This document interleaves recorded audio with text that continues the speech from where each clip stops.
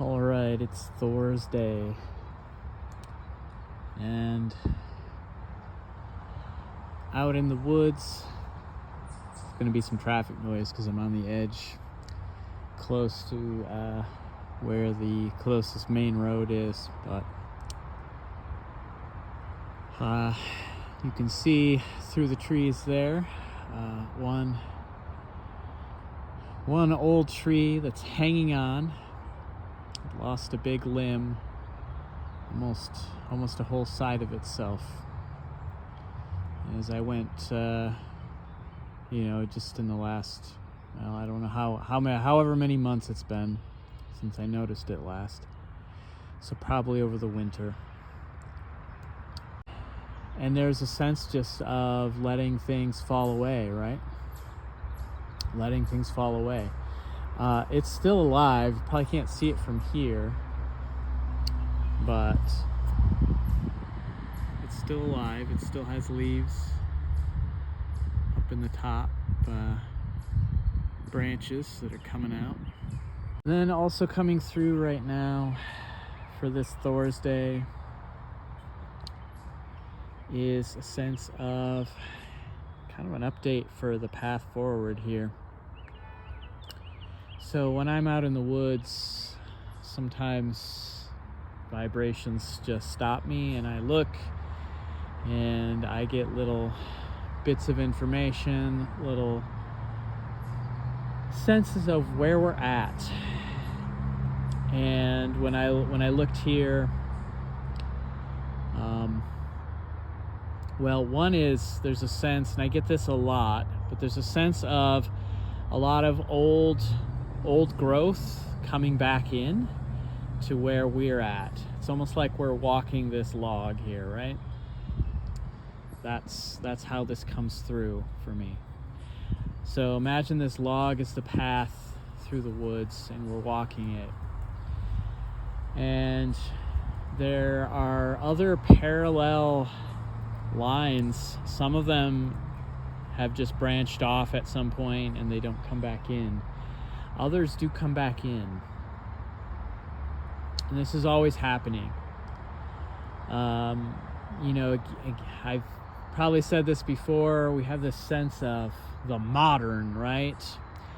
And even though we've had something called post-modernity, we still can't seem to shake this sense of the modern. That right now we're advanced. We know more.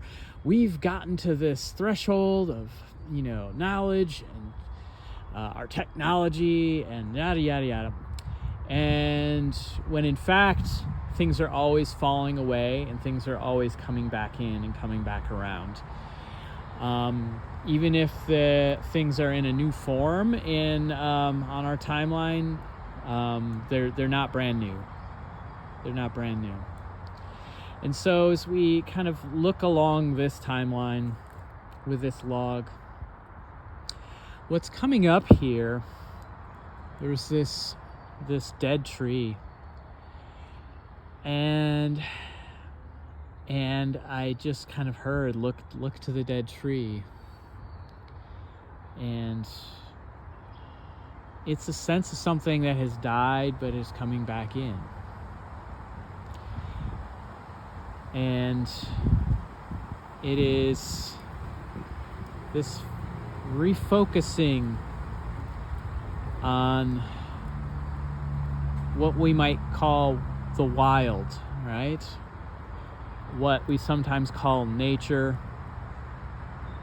I don't like saying it that way because we are nature. We are part of nature. Nothing that we do is not part of nature, period. But there are old ways. There are old totemic ways, old ways of understanding life, of understanding how to live. And we're right at I don't know how well you can see it here. We're right at a point where the log feels like it stops. And there's brambles. There's brush that feels impassable. And we're going to have to go through that. That's just all there is to it. We're going to have to go through that. We are going through that right now. And then at some point there's a turnoff, and that's what this old dead tree marks for us. It's a turnoff, and it's old ways coming back in. And then look what we see. We see openness. We see, no undergrowth. We can pick out a path. We see greenery coming to life. So that's what's coming in right here. I almost always get dinged with something in this spot. Across the path on the other side, there's this sense of shelter, of taking shelter, that there is shelter for us. Out in the wilds, you might need shelter at some point, and you might look for things that are already there. And what we can see here is the sort of natural beginnings of something like a shelter. Stuff's piled up, stuff's leaned up against other trees. I'm pretty sure some of this has gotten dumped here by human beings, keeping the path clear. And this is a dump pile, but again, human beings are of nature. So this is natural. Only human beings go around and think that they're not natural and everything else out in the woods is. Only human beings think that way. But there's this sense of little hollow spots. I don't know if you can really see it. There's a little hollow in here. There's shelter in here. There's a place to hide. More could be laying over the top, and it could block the rain.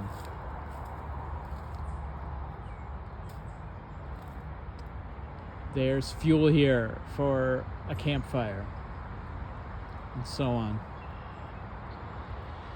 So look to what we have. Look to what we have. We already have what we need. The other thing coming in today as Thor's day is just how much support we have. We have so much support on our path ahead. And you know what? When I woke up today, I was immediately greeted by a lot of, negative news, all the bad things happening in the world. And there are things happening that we don't like, right? And I'm going to keep saying this. We have to keep our vibration high. We have to keep our frequency high despite how that feels sometimes. Because it can feel really bad. It can look really bad. But what's actually happening in the world is that we're getting to see for ourselves exactly all the structures and the energies that we don't want. That's what's happening right now. That's why so much trouble is coming about right now. Because the way we've run the world collectively has led here. And most of us don't want that. So we're going to see it, and we're going to ground in something else. That's what's going to happen. Because it can't go on this way, and we know it can't, and we're not going to let it. That's just how it is. Enough of us see. That's what I've been getting. Enough of us see. And so, yeah, that old dead-looking tree, it's not dead. There are still leaves up in the top branches, and where there's growth, there's hope. I see a lot of growth with the younger people in our world. I see a lot of growth. The type of growth we're looking for is glacial in its slowness. It's generational. It's almost imperceptible. So we have to look for the little signs. Okay? All right, so one other thing coming through here. Today, this Thor's Day, is the sense of things running, things moving, water's flowing, and letting that be, right? Like, don't try to stop it. Sometimes you don't want to move with the waters. Sometimes the waters aren't taking you where you want to go, and that's fine. Make that choice. But there's a sense of sort of trying to grip things, right? Trying to hold on to things. And life has a flow to it. It can't be gripped that way. The four energies we work with are fire, water, air, and earth. It's really only one of those that you can keep in place for very long. Yeah, we can make ice, right? But the non-human world makes ice far more efficiently than human beings do. So yeah, we can make ice at times, but no one wants to live in a castle of ice, I don't think. That's not really the way to be.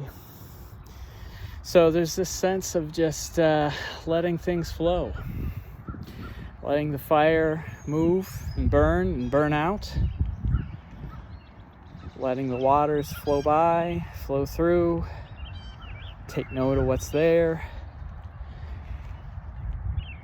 thinking about which way is the wind blowing, where's it coming from, what's it carrying, where's it headed, messages from afar, messages we send along on the wind, to our future, to humanity's future. This is one of the ways that we interact with the air energy. We get messages from the past, messages from books and other writings and stories. It doesn't have to be written down. It can be just verbal. Family stories are a big deal, in my opinion. Make sure you know some family stories. If you've got some older folks still in your life, try to sit down with them, get some of their stories. You won't remember them exactly how they told them. This is how we have stories of the gods. They're just stories passed down and passed down and passed down and embellished, and pretty soon there's something bigger than what they were before. So it's only the earth energy that gets fixed in place, right? And even that is movable, right? We have landslides, we have earthquakes, we have erosion, even rocks eventually split. So yeah, nothing here is so gosh darn permanent that we got to be so worried about it. Things are going to flow on, things are going to move on. Some of us look around at the world and we see a lot of instability. And this is why this is coming through. It's okay. It's how the world has always been. It's always going to be this way. We're led to believe sometimes that it's otherwise, that there's this like fixation of everything in a certain way, and that when that happens, everything will be good, and then you won't have to think about anything anymore. Well, that's a trap. Like, if I try to get you into thinking like, well, all you got to do is do this, and then all your problems will be solved. Well, that's BS. It's not how it works. And as soon as you figure something out from a particular perspective, guarantee something's going to come along and knock that right over. It's better to have practices in your life that you can pull out when you need them. One of the main reasons this is coming out for me right now is that, I have certain little objects in my life that matter to me or have mattered, that I've used in various practices. And lately, some of them have been breaking. And the message has been, you don't need that anymore. Let that go. You don't need that anymore. It helped you.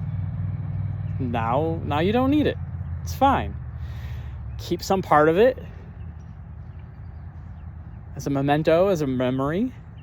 Remember, you can go back to that practice, that way of being, if you need to. But it's not about having it all fixed in place, right? It's not about everything being in a spot where you don't have to think or feel anymore. That's not life. And I know sometimes we get tired and we just have this sense of like, I just wish I could stop thinking and feeling for a little bit of time and everything would just stay okay for a little bit. That's not life. It's not life.